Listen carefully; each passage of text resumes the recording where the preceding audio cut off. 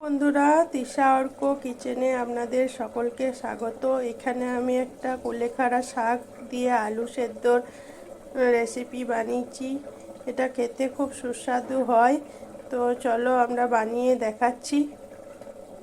দেখো, এখানে আমি কুলেখাড়া শাকগুলো ভিজিয়ে রেখে দিচ্ছি। আর আমি বলেছিলাম তোমাদেরকে কুলেখাড়া শাকের রেসিপিটা শেয়ার করব, কেমনভাবে করছি আমি। তো আমি আজকে সেদ্ধ খাবো কুলেখাড়া শাকে। আর এখানে আলুগুলো সেদ্ধ হতে দিয়ে দিলাম ভাতের সঙ্গে। আর এইখানে কুলেখাড়া শাকগুলো আমি ভালো করে ধুয়ে নেব। এটা খুব সহজ পদ্ধতিতেই হয়ে যায়। দেখো, কড়াইয়ে আমি শাকগুলোকে দিয়ে দিলাম। কড়াইয়ে আগে আমি রান্না করেছিলাম, আলু ভাজা করে নিয়েছিলাম। তো আলু ভাজাগুলো আমি বাটিতে তুলে রেখে দিয়েছি। আর ওই কড়াইয়ে আমি এখানে দিয়ে দিলাম জল, দিয়ে দিলাম খানিক। আর শাকগুলোকে সেদ্ধ করে দেবো। আর এই শাকের জলটাও তোমরা খেতে পারো, যদি মনে করো খাবো, তো এতেও খুব উপকার হয়। আমি এখানে জলটা দিয়ে ভালো করে সেদ্ধ হতে দিলাম। আর জলের মধ্যে সামান্য নুন দিয়ে দিলাম, আর সামান্য পরিমাণে চিনি দিয়ে দিলাম, আর সামান্য সর্ষের তেল।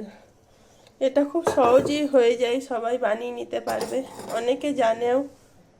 কুলেখাড়া শাক এমন একটা জিনিস যাদের সুগার মানে প্রেশার, এদের পক্ষে খুব ভালো। প্রেশার যদি কারোর ডাউন থাকে, কম থাকে, তো কুলেখাড়া শাক খেলে বা এই সেদ্ধ জলটা খেলে প্রেশারটা ঠিক হবে। আবার সুগার থাকলেও এর জলটা খেতে পারো, আর শুধু আলু ছাড়া সেদ্ধ করে খেতে পারো। এইভাবে আমি ঢাকা দিয়ে কিছুক্ষণ সেদ্ধ করে নিচ্ছি। এই দেখো, শাকটা একবারই সুন্দরভাবে সেদ্ধ হয়ে গিয়েছে। আর এই যে জলটা আছে, এটা আমি কাপের মধ্যে তুলে রেখে দেবো। আর শাকগুলো উঠিয়ে নেবো একটা বাটিতে।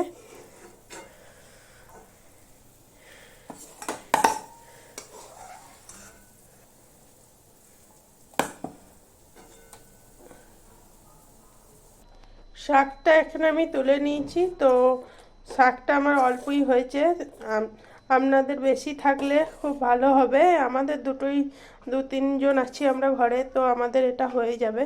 আর ভাজা করতে চাইলে বেশি একটু হলে তাহলে ভাজাটা ভালো হয়। আর দেখো, পাশে আমি 1 কাপ ছেঁকে নিয়েছি এই ইয়েটা, এই শাক থেকে বেরিয়ে যাওয়া জলটা।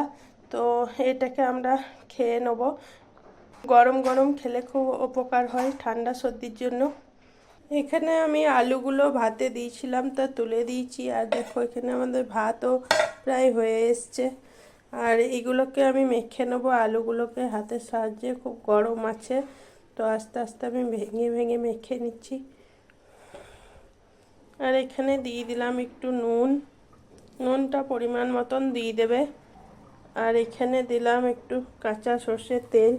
এখানে আমি কাঁচা লঙ্কা আর কাঁচা পেঁয়াজ নিয়ে নিয়েছি। তোমরা যারা কাঁচা পেঁয়াজ খেতে ভালোবাসো না, তো তোমরা ভেজেও নিতে পারো। আর এই রেসিপিটাতে কাঁচা নিলে আমার তো খুব খেতে ভালো লাগে, তো কাঁচা নিলে খুব ভালো হয়।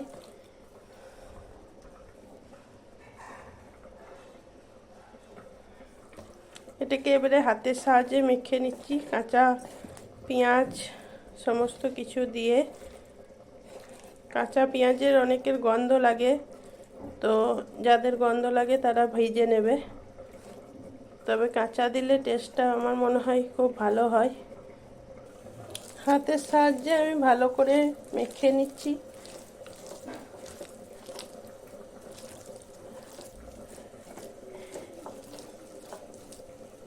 এখানে আমি দেখো মেখে নিয়েছি সমস্ত আলু শাক। তো এটা একটা রিকোয়েস্ট করেছিল, আমি বলেছিলাম সকালে দেখাবো, তো একজন বলেছিল দিদিভাই দেখাবে রেসিপিটা। তো আমি এখানে করে দেখালাম। তোমরা এইভাবে বানিয়ে নেবে, দেখবে খুব ভালো লাগবে। এখনকার মতন এইটুকু, আবার পরের ভিডিও দেখা হচ্ছে।